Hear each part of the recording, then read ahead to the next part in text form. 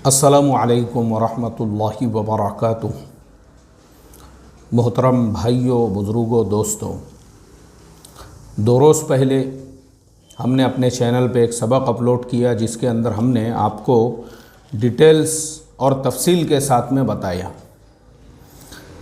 कि जो मुबल्लिगीन हैं, जो इस्लाम की तबलीग करने वाले हैं, वो दुनिया की हुकूमतों के लिए क्यों ख़तरा बने हुए हैं।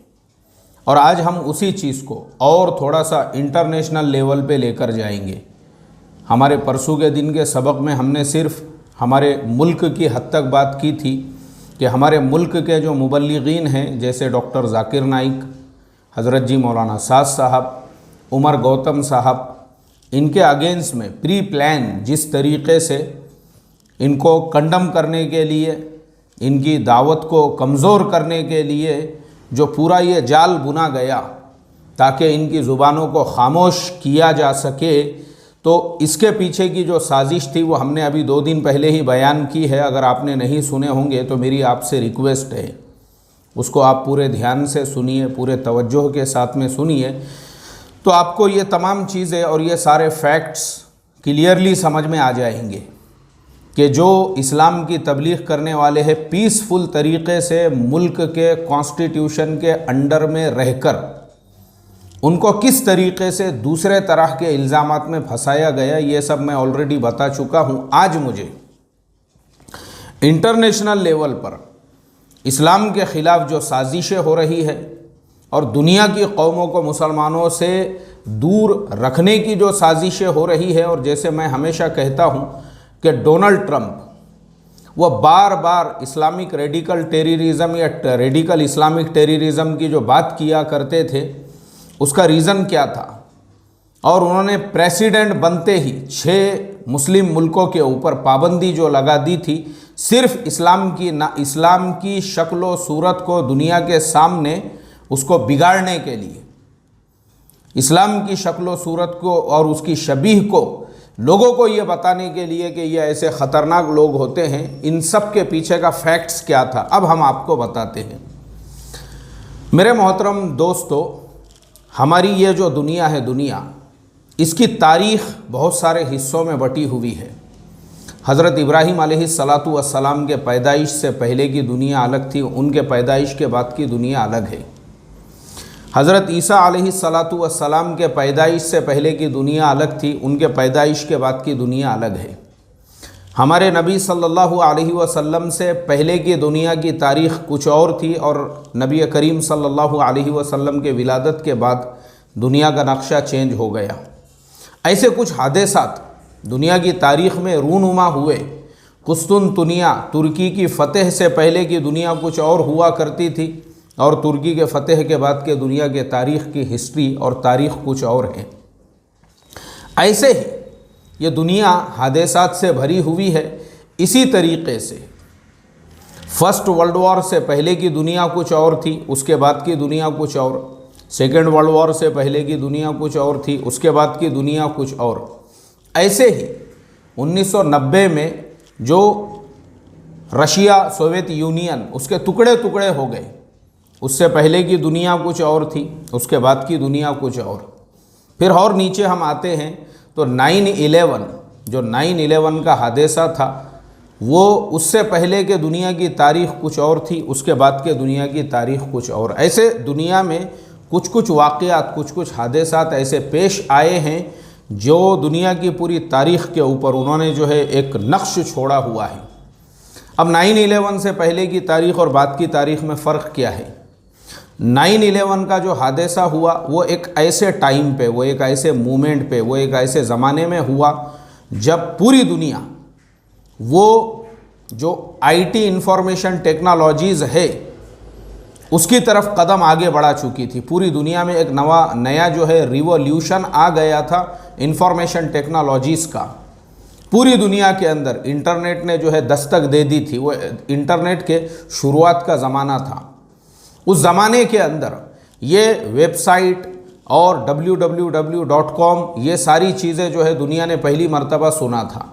उस वक्त में ये हादसा पेश आया, और ये हादसा जब पेश आया तो उसके बाद में पूरी दुनिया के अंदर जैसे ही जॉर्ज बुश जो उस वक्त अमेरिका के प्रेसिडेंट थे, उन्होंने उस मलबे पे जाके वहाँ पे जो है ऐलान किया कि अफ़गानिस्तान हम आ रहे हैं, इराक़ हम आ रहे हैं, और उन्होंने वहाँ पे इस्लाम के बारे में स्पीच और तकरीर दी और ये कहा कि ए इस्लाम के नाम पे टेररिज्म करने वालों, हम तुमको सबक सिखाएंगे। इस तरह से जब उन्होंने ये कहा, उसके बाद में जो न्यू जनरेशन था, ख़ास तौर पे अमेरिका का, यूरोप का और दुनिया भर के उन मुल्कों का जहाँ तक अभी तक इस्लाम का तारुफ नहीं हुआ था, वहाँ का जो न्यू जनरेशन था, न्यू जनरेशन, उन्होंने पहली मर्तबा सुना इस्लाम के बारे में, तो वो एक दूसरे से पूछने लगे, मालूमात हासिल करने लगे इस्लाम क्या है।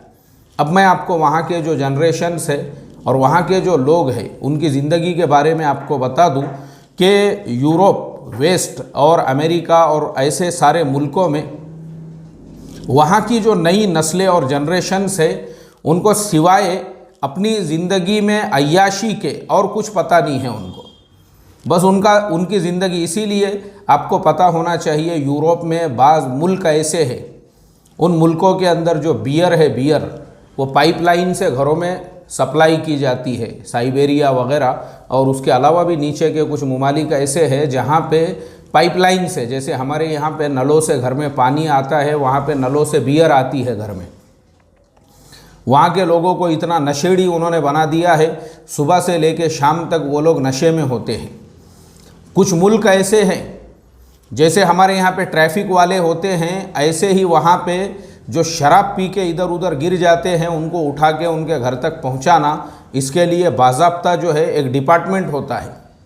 क्योंकि लोग, उन्होंने इतना आदी बना दिया हुआ है। रास्ते से आप चल रहे हैं, एक वेंडर मशीन जो है वो दीवार के किनारे से लगी हुई है, उसमें बियर के, शराब के बॉटल्स और कैन वगैरह रखे हुए हैं।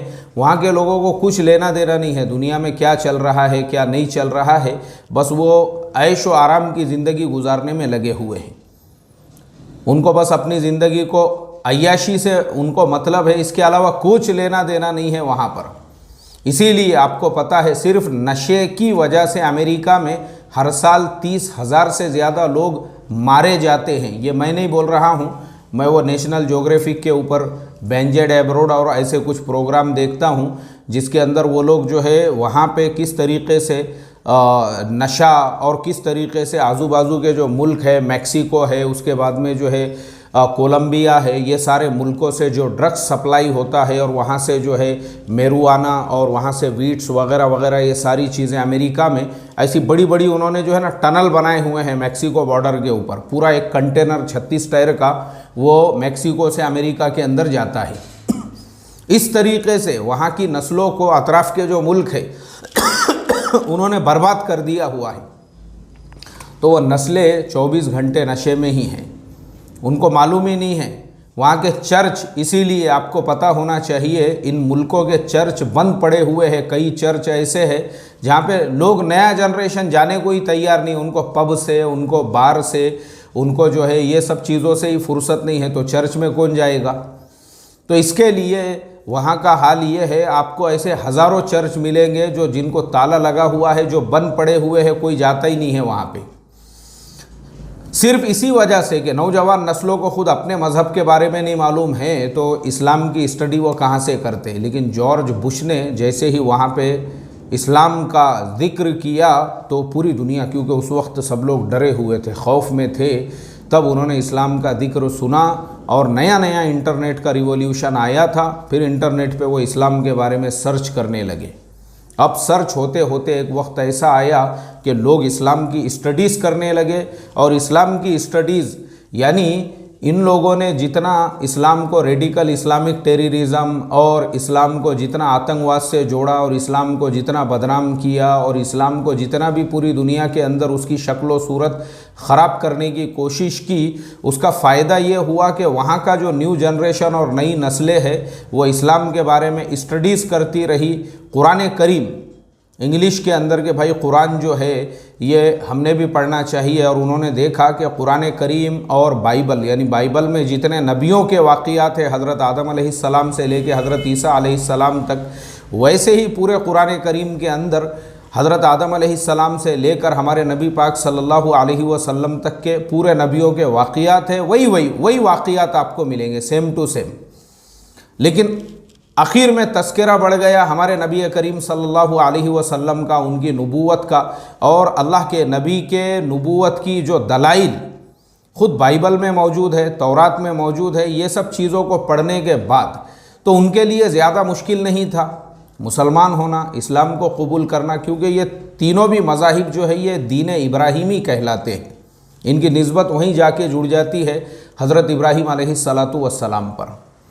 अब तीनों मज़ाहिब का जो दीन इब्राहीमी है और तीनों का भी ताल्लुक़ जो है हज़रत इब्राहीम अलैहिस्सलाम से जाके जुड़ जाता है, और तीनों के पास में आसमानी किताबें हैं। तो अब ये आसमानी किताबें होने की वजह से उनको इस्लाम में दाखिल होने में ज़्यादा कुछ मसले मसाइल और प्रॉब्लम्स बिल्कुल भी नहीं, बल्कि बहुत जल्दी वो लोग इस्लाम को कबूल करने लगे, इस्लाम को एक्सेप्ट करने लगे। तो 9/11 से लेके आज तक, यानी तकरीबन मैं समझता हूँ इस वाक़ये को 21 साल हो चुके हैं।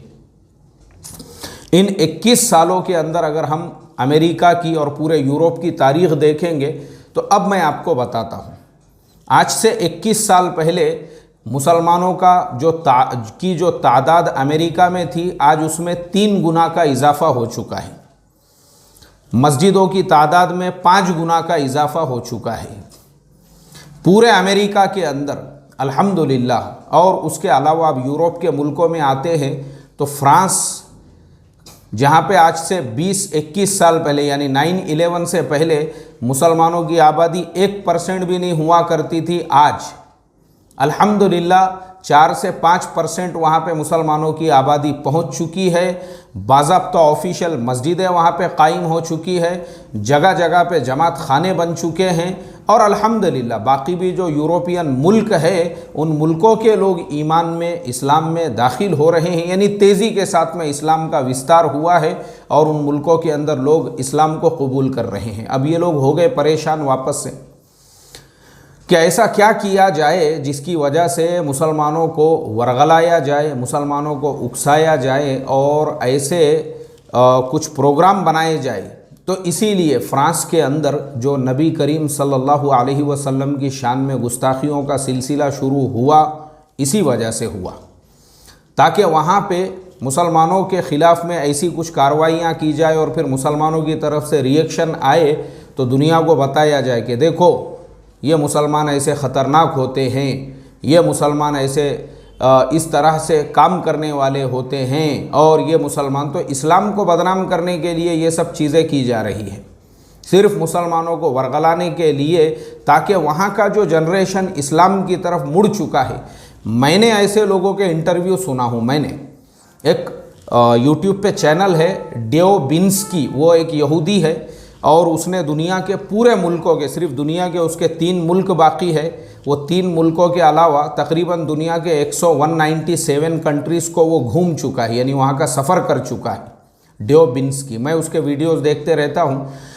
तो वो हालांकि ख़ुद यहूदी है, लेकिन उसने ऐसे कई यहूदियों के, कई क्रिश्चियंस के इंटरव्यू अपने चैनल पे डाले हुए हैं दुनिया के मुख्तलिफ़ मुल्कों में। जब वो गया और उसने देखा कि वो यहूदी और वो क्रिश्चियन ख़ानदानी और पैदाइशी यहूदी और क्रिश्चियन थे, लेकिन अब वो मुसलमान हो चुके हैं। और माशाअल्लाह मिस्र के अंदर यहूदी जो है वो अपना मुल्क छोड़ के वहाँ पे बच्चों में आइसक्रीम बेच रहा है, और उससे पूछे तो उसने बोला मुझे तो मुसलमान हो गया आज 12 साल हो चुके हैं, अल्हम्दुलिल्लाह। अपना मुल्क वगैरह सब छोड़ दिया, और बेचारा साइकिल पे मिस्र के अंदर जो है आइसक्रीम बेचता है और उसी पे अपना गुज़र बसर करके उस मुल्क में है। उसको वहाँ पे इत्मीनान, सुकून, चैन, आराम, मस्जिद, कुरान पाक की तिलावत, ये सारी चीज़ें। उसका इंटरव्यू लिया उसने, तुझे ये बोले मुझे रूहानी सुकून इस्लाम में मिला, मुझे रूहानी सुकून। और हमारे अब्बा, क्योंकि यहूदी लोग हज़रत इब्राहीम अलैहिस्सलाम को अपने अब्बा कहते हैं, हमारे अब्बा हज़रत इब्राहीम अलैहिस्सलाम के वो सारे वाक़ियात कुरान में मौजूद है। तो फिर फ़र्क क्या है बोले मेरे लिए, और अच्छे अंदाज से कि अरबी में अगर आप उसी कुरान में वो सारी चीज़ें पढ़ोगे तो आपके दिल के अंदर वो चीज़ें जगह कर लेती है। बहुत सारे क्रिश्चियंस लोग, उनके इंटरव्यू फ्रांस में जाकर उसने फ्रांस के अंदर कई ऐसे लोगों के, एक लड़की का इंटरव्यू लिया उसने फ्रांस के अंदर, जो 24 घंटे कभी ड्रग्स के नशे में और कभी जो है बिल्कुल पूरी तरह से दुनिया से गाफिल रहा करती थी, उसके साथ में एक वाक़या, एक हादसा पेश आया, उसका एक्सीडेंट हो गया। और एक्सीडेंट होने के बाद सेम उसके साथ में भी वही हुआ जो उमर गौतम साहब के साथ में हुआ कि उसके पड़ोसियों ने उसका ख्याल रखा, उसका इलाज किया, उसका मुआलजा किया, उसको अपने अखलाक, अपने किरदार, और जब वो पड़ोसी नमाज वगैरह सारी चीज़ें पढ़ते थे, अपनी इस्लामिक प्रैक्टिसेस करते थे, तो वो इतनी ज़्यादा इससे मुतासिर हुई कि वो ख़ुद आज वो दाइया है, दाइया है वो। आप देखो वो ड्यू बिन्स्की के वीडियो में आपको मिलेगा, वो ख़ुद आज लोगों को जो है इस्लाम की तबलीग का काम करके कि उसको रूहानी सुकून मिला। उसको मालदीव तो हमारे पड़ोस में ही हैं, हम इंडियंस को तो वहाँ वीज़ा वगैरह कुछ भी नहीं लगता है, हम बग़ैर वीज़ा के भी वहाँ जाके 6 महीने रह सकते हैं। तो मालदीव के अंदर भी उसने ऐसे कुछ लोगों से मुलाकात की, वो भी अंग्रेज़, वो भी यूरोप से आके जो है मालदीव में रह रहे हैं और ईमान में दाखिल हो गए। वो बोले भाई मालदीव में, बोले यहाँ पे ये पूरा क्या पूरा इस्लामी और ईमानी जो माहौल है, मतलब जो सुकून हमको मियामी के बड़े बड़े जो बार्स है वहाँ पे हमको जो सुकून नहीं मिला, और पेरिस के बड़े बड़े बार्स में हमको जो सुकून नहीं मिला, और थाईलैंड के बड़े बड़े बार्स में हमको जो सुकून नहीं मिला, वो सुकून, वो चैन, वो इत्मीनान ये मालदीव में आकर हमको मिला। जो चारों तरफ से अजानों की आवाज़ें वगैरह यहाँ पे आती है, उसने हमारी लाइफ चेंज कर दी। क्या अट्रैक्शन है इसमें। वो लोग क्या कर रहे हैं वहाँ पे, ईमान में दाखिल हो गए, मस्जिदों में लोगों को रोज़ा इफ्तार कर रहे, दस्तरखान बिछा रहे हैं, फ्रूट काट रहे हैं और सारी चीज़ें। कौन जो ख़ानदानी किसी यहूदी या किसी ईसाई घराने में पैदा हुए थे, अब अल्हम्दुलिल्लाह साहिब ईमान बन चुके हैं। तो ये जो कारगुजारियाँ हैं मोहतरम दोस्तों, ये सिर्फ़ कोई एक मुल्क की कारगुजारी नहीं है, बहुत बड़ी इसकी जो है ना, बहुत बड़ी इसकी तारीख़ है, तफसील है। अभी रशिया वगैरह में तो मैं गया नहीं हूँ कि माशाअल्लाह रशिया के अंदर भी ये आपको पता होना चाहिए। एक बात आप याद रखो, रशिया में 20% आबादी मुसलमानों की है। ये गवर्नमेंट के ऑफिशियल फिगर्स है, वैसे अनऑफिशियल देखा जाए तो 30 से ज़्यादा परसेंटेज वहाँ पे मुसलमानों की आबादी है।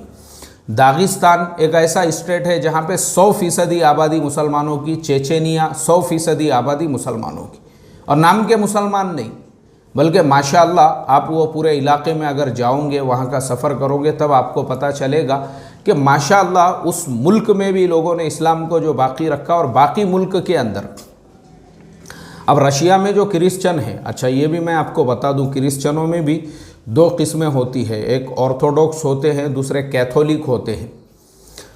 तो एक किस्म वो होती है जो मूर्ति पूजा नहीं करते, यानी उनके नज़दीक वो जो आपने देखे होंगे ना, हज़रत मरियम की मूरत है और हज़रत ईसा अलैहिस्सलाम की फ़ोटो है, इस तरह से वो लगी हुई होती है, वो लोग उस तरीक़े से नहीं होता है। वो पुरानी ही जो क्रिश्चियनिटी है, जिनको हम अहले किताब कहते हैं, वो आज भी उसी पे मामूल होते हैं, उसी पे अमल करते हैं। उनके यहाँ मूर्तियाँ नहीं होती है उनके चर्च में, बल्कि वो ओरिजिनल बाइबल को फॉलो करते हैं। ऐसे बहुत सारी चीज़ें उनमें होती है। वैसे जो लोग होते हैं वो कट्टरतावादी और शिद्दत पसंद भी नहीं होते हैं ये इनकी तरह से, यानी उसके मुकाबले में। लेकिन वो यहूदियों को अपना सबसे बड़ा दुश्मन मानते हैं कि उन्होंने ही हज़रत ईसा अलैहिस्सलातु वस्सलाम को सूली पे लटकाया था, उन्होंने ही, यानी यहूदियों ने। तो उनको इस वजह से यहूदियों से तो चिढ़ है, लेकिन इस्लाम के लिए उनके दिलों में जगह है। यानी ये जो रशिया के बाजू में जो पोलैंड है, उसके बाजू में जो इतने छोटे छोटे जो मुल्क जो रशिया से टूट के अलग अलग हुए हैं, वो सारे इलाक़ों के जो क्रिश्चियन हैं वो उसी टाइप के क्रिश्चियन हैं। तो वो इलाक़ों में इस्लाम की जो तबलीग है, उसके लिए और भी ज़्यादा रास्ते खुले हुए हैं और माशाअल्लाह मेहनतें हो रही है वहाँ पे, उन इलाक़ों के अंदर भी। तो अब प्रॉब्लम ये जो हुआ है, ये सिर्फ, मैंने तो आपको शुरू में ही बताया कि मसला सिर्फ हमारे मुल्क का नहीं, पूरी दुनिया के अंदर अब जो नया जनरेशन इस्लाम की तरफ अट्रैक्ट हो रहा है, इस्लाम कबूल कर रहा है, उनको रोकने के लिए इस्लाम की शक्ल व सूरत कैसे बिगाड़ी जाए। तो ये ISIS जो था ना, दाइश, ये ख़ुद यहूदियों ने पैदा किए थे, यहूदियों ने। और ये क्या करते थे, स्टूडियो के अंदर बाज़ाब्ता उनके वीडियो बनाते थे कि एक आदमी खड़ा हुआ है और उसके हाथ में इतना बड़ा हथियार है और एक प्रेस रिपोर्टर को लाया जा रहा है और वो वहाँ पे झुका हुआ है और वो सत्तूर से जो है अल्लाह हिफाजत फरमाए। ये सब बाज़ाब्ता स्टूडियो में इस्लाम के नाम पे और पीछे काले कलर का झंडा और उस पर कलमा लिखे हुआ है, सिर्फ़ और सिर्फ इस्लाम की शक्लो सूरत को बिगाड़ने के लिए। ना अबू बकर बगदादी नाम का कोई इंसान था, ना ही ये जो है कोई, ये सब जो है यहूदियों की साजिश और प्लानिंग थी इस्लाम को बदनाम करने के लिए। उन्होंने इस तरीके के वीडियोज़ स्टूडियो के अंदर बनाए और पूरी दुनिया में चलाई, पूरी दुनिया के अंदर के। देखो ये जो इस्लामिक उसकी आवाज़ जो कर रहे हैं ना, क्या बोलते थे वो लोग, इस्लामिक स्टेट की जो आवाज़ कर रहे हैं, देखो ये लोग ऐसे जुल्म और सितम करते हैं, ये लोग इस तरीके से लोगों की जानें लेते हैं। तो इमेज को ख़राब करने के लिए, इमेज को, जबकि वो मुसलमान ही नहीं है, वो सब स्टूडियो में चल रहा है, अल्लाह हिफाजत फरमाए। लेकिन उसके बावजूद तो ये इन्होंने घड़ी हुई तंजीमें, ये ऐसी बहुत सारी तंजीमें हैं उनकी, यहूदियों की बहुत सारी, लेकिन हमारे अंदर वो शुऊर नहीं है उनको समझने और पहचानने का। अल्लाह हमको समझ आता फरमाए।